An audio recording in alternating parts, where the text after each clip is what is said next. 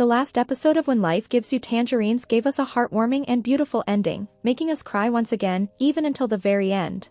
Hae-joon and gwan-sik finally enjoyed the fruits of their labor, their family became stable, Dong-myung became CEO, and Eun-myung and his wife settled down while also helping Hae-joon and gwan-sik with their business. Hae-joon and gwan-sik found closure for Dong-myung by visiting his grave. After years of being unable to talk about him, they finally did, and Hae-joon even wrote a poem dedicated to him.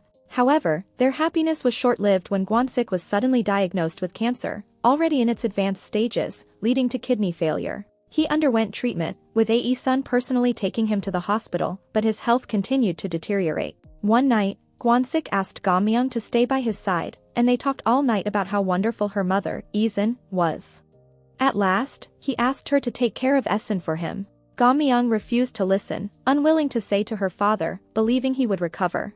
Eventually, she broke down, crying and apologizing for the little things, like how she sometimes got annoyed with them or how she would rush to hang up the phone. Gwan-sik reassured her by patting her back, letting her know he never took it to heart.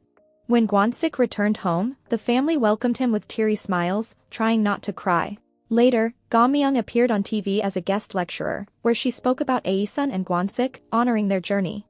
We also got a glimpse of a museum dedicated to the history and resilience of Jeju's hae-joon. Hae-joon published her first poetry book. That night, gwan-sik sat outside their apartment, reading it alone, tears streaming down his face. Hae-joon gently asked if he was happy, and in response, gwan-sik mimicked her signature hand gestures, just as she would when saying she was happy.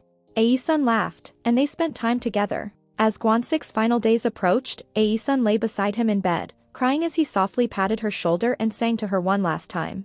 When his condition worsened, he was rushed to the hospital, with Hae-joon, their son, and their daughter crying by his side. In his final moments, as he lay in the ICU, he looked at Hae-joon standing outside the room, tears streaming down her face as she watched him.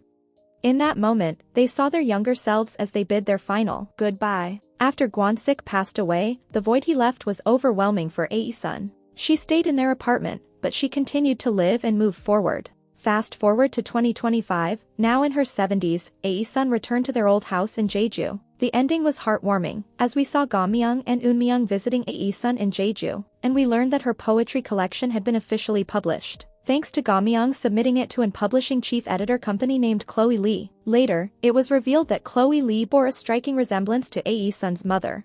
She was also the child of the couple Dong-myung had once seen on TV in the 90s, talking about first love. This same child had found the ring Hae-joon had thrown into the rapeseed field after a fight with gwan-sik. She was also the little girl who once bought squid with her mother from Hae-joon at the market. As Chloe read Hae-joon's poetry, she unexpectedly started crying, wondering why.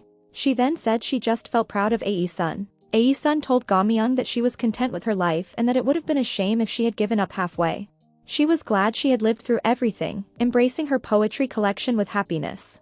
Through Dong-myung's narration, we learned that Hae-joon lived the rest of her days happy and content. In the final scene, we saw Hae-joon and gwan-sik in their 20s, taking a photo in the rapeseed field, happily talking about their future, promising that they would do everything as long as they were together. And with that, this beautiful story came to an end.